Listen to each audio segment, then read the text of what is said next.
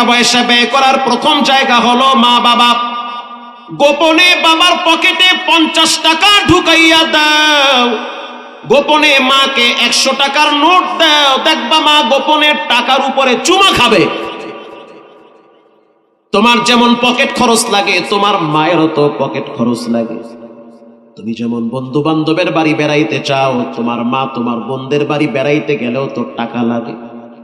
ওই বাড়িতে 3-4টা নাতি আছে, গেলি তো তারা জড়ায় ধইরা বলে নানি কি নিয়ে আসছে। তুমি যদি টাকা না দাও তাহলে তো মায়ের মনটা দুর্বল থাকে। স্ত্রীর হাতে যেমন তুমি হাত খরচ দাও, যুবক শুনে নাও, মা বাবাকে গোপনে হাত খরচ দেওয়ার দরকার আছে না নাই? ওই জায়গায় কেন বৈষম্য তৈরি করেন? ছেলে স্কুলে গেলে তাকে আপনি 50 টাকা দেন, আপনি যখন মাদ্রাসায় যাইতেন স্কুলে যাইতেন আপনার আব্বা গোপনে আপনারে 500 দিত, মা আবার গোপনে আলাদা আপনারে 500 দিত।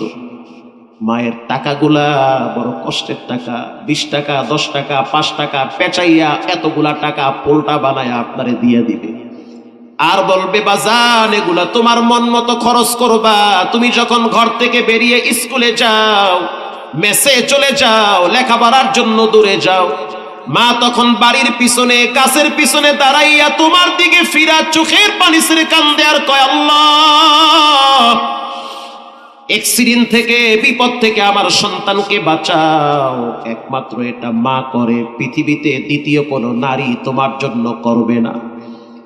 আজ তোমার মা বুড়ি হয়ে গেছে, হাঁটতে পারে না, মাজা দুর্বল হয়ে গেছে, অথচ তোমার উচিত তারে গোপনে গোপনে কিছু টাকা দেওয়া। আমার আব্বা আম্মা আলহামদুলিল্লাহ দুইজনই ভালো আছেন। ঢাকায় যখন বাসায় আসে আমার মেয়ে বাচ্চা মেয়েটার হাতে আমি 500 টাকা ধরায় দিয়া বলি যাও দাদিরে দিয়ে আসো, আর বইলা দেই খবরদার তোমার মায় যেন না জানে। কথা কি বুঝতেছেন?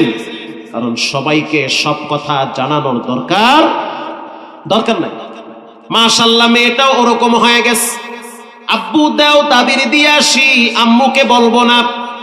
আমি জানলার ফাঁক দিয়ে তাকায় দেখি যখন মেয়েটা টাকাটা দেয় তখন আমার মা আমার মেয়েটারে জড়ায় ধইরা কপালে চুমা দিয়া বলে বুঝছি তোর আব্বাই দিছে। তখন আমার কাছে মনে হয় কোটি টাকার সম্পদ ব্যয় করলে যেই পরিমাণ মানুষ খুশি হয় তার চেয়ে বেশি খুশি করা যায় মা বাবারে 50 টাকা দিয়া।